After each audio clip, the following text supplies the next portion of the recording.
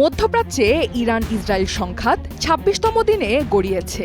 একদিকে যুক্তরাষ্ট্রের ১৫ দফা শান্তি প্রস্তাব ও যুদ্ধবিরতির আলোচনা, অন্যদিকে ইরানের কঠোর শর্ত ও পাল্টা হুঁশিয়ারি পরিস্থিতিকে আরও জটিল করে তুলেছে। এরই মাঝে ইরান ইসরায়েলে পাল্টাপাল্টি হামলা, প্রাণহানি ও সামরিক উত্তেজনা বাড়ছে। একই সঙ্গে এই সংঘাতের প্রভাব পড়ছে বৈশ্বিক রাজনীতি ও অর্থনীতিতে, বিশেষ করে জ্বালানি বাজারে। চলুন জেনে নেওয়া যাক আজকের আপডেট।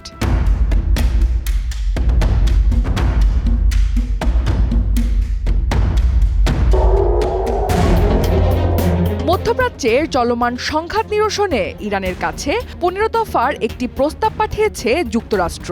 কথিত এই ১৫ দফা শান্তি প্রস্তাবে ইরানকে তাদের পারমাণবিক কর্মসূচি পুরোপুরি বন্ধ করতে হবে।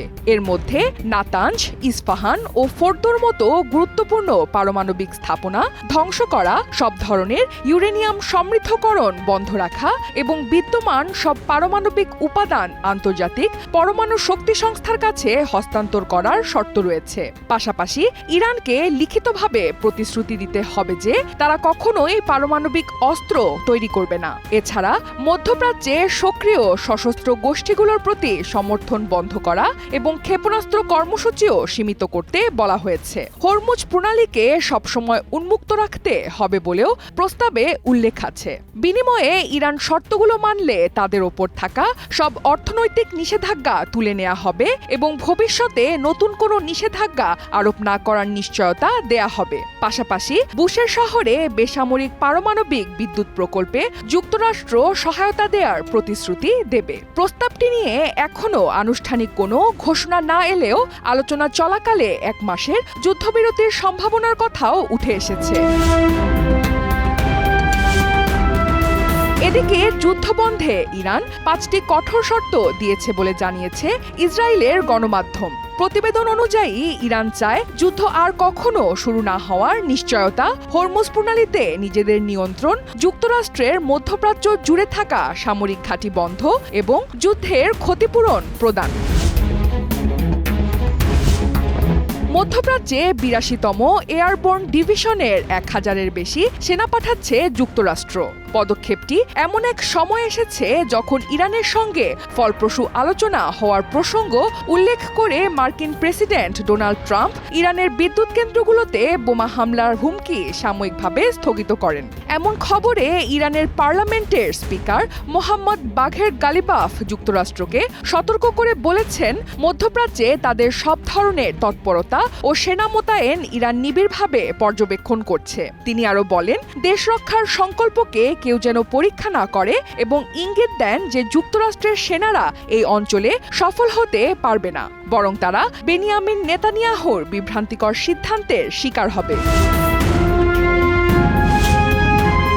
ইসরায়েল জানিয়েছে ২৮ ফেব্রুয়ারি থেকে শুরু হওয়া হামলায় ইরানে ১৫,০০০-এরও বেশি বোমা ব্যবহারের লক্ষ্যমাত্রা অতিক্রম করেছে ইসরায়েলি সেনাবাহিনী। ইসরায়েলের প্রতিরক্ষা মন্ত্রী ইসরায়েলের সেনাপ্রধান ইয়াল জামিরের সঙ্গে এক যৌথ ব্রিফিংয়ে জানান, তেল আবিব এখন ইরান ও লেবাননে হামলার জন্য নতুন একগুচ্ছ লক্ষ্যবস্তু অনুমোদন দিয়েছে। ইসরায়েলি আর্মি রেডিও জানিয়েছে ৪০ মিনিটের ব্যবধানে ইসরায়েলে ৪ দফায় ক্ষেপণাস্ত্র ছুড়েছে ইরান। এর আগে বৃহত্তর তেল আবিব এলাকায় বেশ কয়েকটি বিস্ফোরণের শব্দ শোনা গেছে। এছাড়া হাদেরা এলাকায় একটি বড় বিদ্যুৎ কেন্দ্রের কাছে বিস্ফোরণের শব্দ শোনা গেলেও এতে কোনো ক্ষয়ক্ষতি বা হতাহতের ঘটনা ঘটেনি বলে জানা গেছে। ইরান ইসরায়েলের পাল্টাপাল্টি হামলায় তেহরান ও তেল আবিবের জনজীবন মারাত্মকভাবে বিপর্যস্ত হয়ে পড়েছে। তেল আবিবে ইরানের ক্লাস্টার ক্ষেপণাস্ত্র সহ একের পর এক হামলায় প্রাণহানি ও আতঙ্ক বাড়ছে। সাধারণ মানুষের দিন কাটছে ভয় আর উৎকণ্ঠায়। অন্যদিকে যুদ্ধবিধ্বস্ত ইরানের জনগণের সহায়তায় বিশ্বজুড়ে জনমত তৈরি হচ্ছে।